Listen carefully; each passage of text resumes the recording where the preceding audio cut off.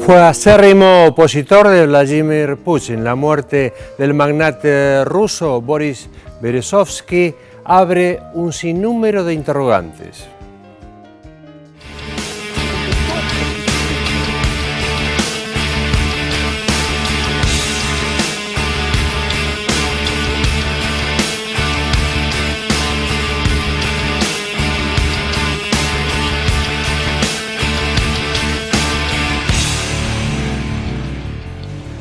La reciente muerte de Boris Berezovsky, el magnate ruso opositor al presidente Vladimir Putin, divide aguas en el escenario ruso.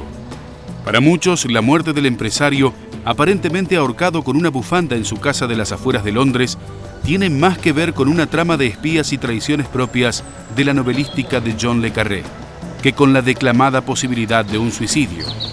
Quienes piensan en un crimen por encargo no dejan de mencionar la militancia del millonario en favor de un drástico cambio de gobierno en su Rusia natal.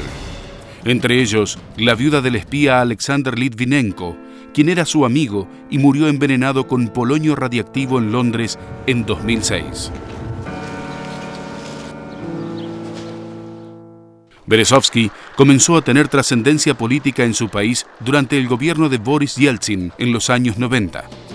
Sus críticos lo señalan como uno de los íconos de lo que denominan el capitalismo del robo y de la violencia que tiñó la economía rusa de la época.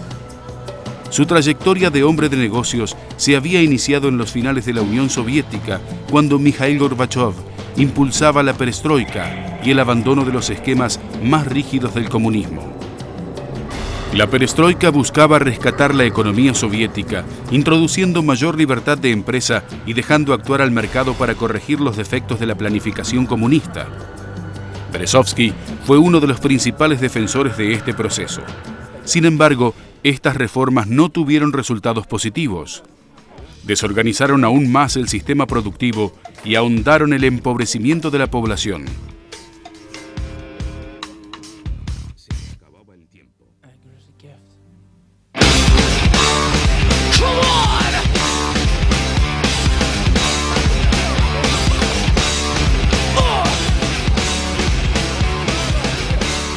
Todo ello creó tensiones sociales y favoreció la formación de una clase empresaria emparentada con prácticas más propias de la mafia.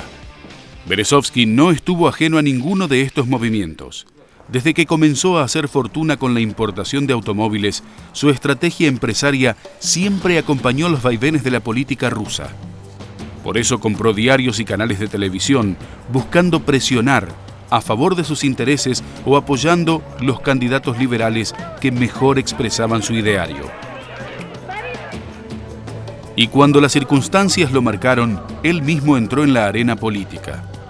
Así fue secretario ejecutivo de la Comunidad de Estados Independientes y también miembro de la Duma estatal, la Cámara Baja del Parlamento ruso.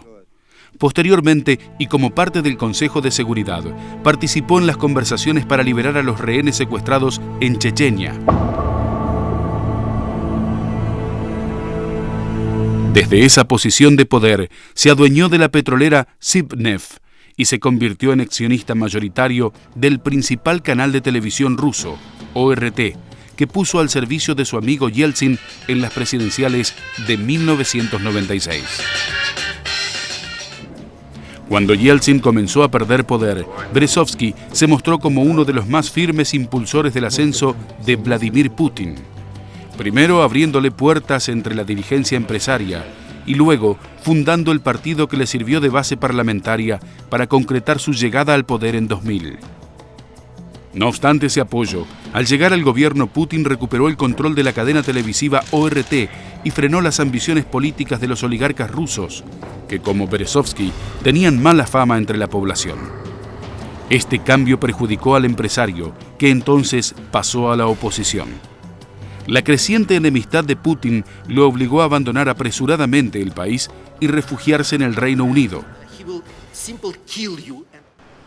Desde Londres, donde recibió asilo político, Berezovsky no dejó de proclamar su principal misión, la de contribuir al derrocamiento de Putin, aunque para ello debiera utilizar la fuerza. Se asoció con otros refugiados y puso en marcha la Fundación Internacional para las Libertades Civiles. En el año 2007, un tribunal ruso lo declaró culpable de desfalco masivo. Fue sentenciado en ausencia a 6 años de prisión y condenado a devolver $9 millones. En septiembre de 2005, tras sobrevivir a 2 intentos de asesinato, Berezovsky reconoció a la BBC que estaba haciendo todo lo posible para provocar la caída de Putin. En enero de 2006, declaró a una radio moscovita que buscaba derrocar al gobierno ruso. A lo largo de los últimos años, Berezovsky admitió sus intenciones ante cuanto micrófono se puso a su alcance. En 2012, perdió ante la Suprema Corte de Londres la demanda que había entablado contra Roman Abramovich, otro empresario ruso, por la propiedad del gigante energético Sibneft, hoy conocida como Gazprom. El tribunal lo calificó como alguien inherentemente no creíble, que consideró a la verdad como un concepto transitorio y flexible, amoldable a sus objetivos del momento. El revés judicial lo obligó a pagar 3.000 millones de libras en concepto de daños y lo dejó al borde de la quiebra. Entre sus conocidos hay quienes afirman que no era el tipo de personalidad que se quiebra fácilmente, aún en las peores circunstancias. Otros que estaba sumido en una profunda depresión. Lo único cierto es que su muerte sin duda libró a Putin de la carga de un enemigo molesto y determinado a fomentar su caída.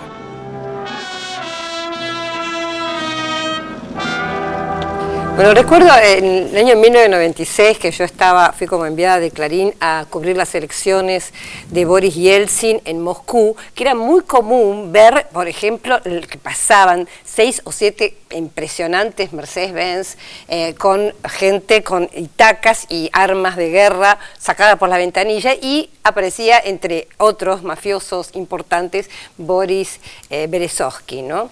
Y efectivamente lo que se decía, me acuerdo en aquella época, sobre todo en época de elecciones, era que él ponía y sacaba a los presidentes. O sea, que no había nadie que pudiera ser presidente, y ni hablar de ministros, que no fueran de alguna manera catapultados por sus medios de comunicación. Y por supuesto, hacía 5 años que se había caído la Unión Soviética, estaba todo por repartirse en ese país tan rico, había que construir hoteles 5 estrellas, carreteras, centros industriales, aeropuertos, es decir, y había que acumular capital. Sobre todo, digamos, había que pasar de un país que era todo del Estado a un capitalismo, o sea que había que hacer acumulación de capital, y efectivamente de esta manera mafiosa fue que se hizo esta acumulación, ¿no?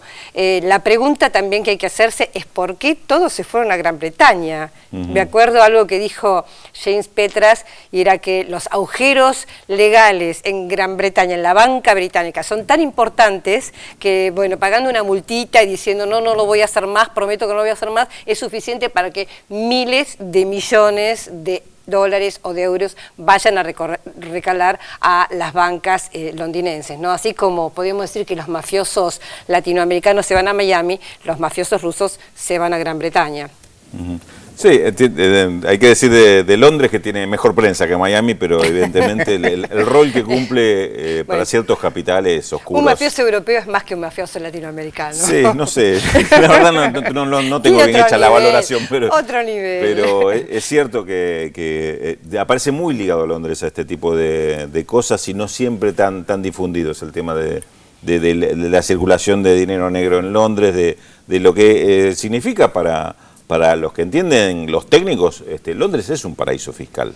Y de alguna manera, ¿no? Ya lo mencionaste alguna vez, sí. Londres funciona como paraíso fiscal, y aquellos otros paraísos fiscales que funcionan en pequeñas islas, en parajes desconocidos dentro de océanos como el Pacífico, en realidad son funcionales a toda una operación que tiene a Londres como eje, y obviamente a estos grandes capitalistas, como el caso de Berezovsky, como hombres fundamentales o piezas fundamentales de todo este mecanismo, que se liga con la política, que se liga con los negocios. Recordemos el caso de negocio inmobiliario, se compran grandes palacetes, castillos. Hay un tema también emblemático en la historia de Berezovsky, que es el tema de Gazprom, o el origen de Gazprom, como antes de ser Gazprom, como empresa privada, y un conflicto que, bueno, que fue uno de los últimos que lo llevó prácticamente a la bancarrota, que fue el conflicto que tuvo con otro millonario, Roman Abramovich, ligado al fútbol. Al fútbol inglés. Y al acero, nada menos que al acero en la ex Unión Soviética, imagínate. Y por una disputa de titularidad o propiedad de acciones que lo llevó a un quebranto importantísimo de miles de millones de libras, con lo cual también en esto aparece el tema, ¿no? A propósito de paraísos fiscales, apareció una consulta de los televidentes en el anterior. Yo no tengo en este momento presente algún libro para recomendar. Sí, un par de sitios interesantes. Uno es la Red de Justicia Fiscal Internacional, uno de cuyos integrantes es habitualmente consultado por nosotros, Jorge Gallero. Que fue el que nos habló de Londres en un diálogo justamente de Londres como paraíso. Aparte de las publicaciones de Jorge Gallero, yo no tengo presente ningún libro de él, pero sí uno puede consultar en internet una serie de artículos muy buenos que ha hecho. Y la Red de Justicia, que es justamente siguiéndolo a él, se puede encontrar que hay muchos elementos ahí como para seguir el tema muy de cerca, ¿no? Y sobre Rusia, los libros de Boris Kagarlitsky, este sociólogo ruso, muy recomendables, y el de Inde Pomeranik, por supuesto, Rusos, que en su momento mostramos también, excelentes libros para leer y para comprender un poco cómo se articuló este capitalismo post-Unión Soviética. Claro, fabuloso. Bueno, ¿hay mensajes? Tenemos algunos mensajes, sí.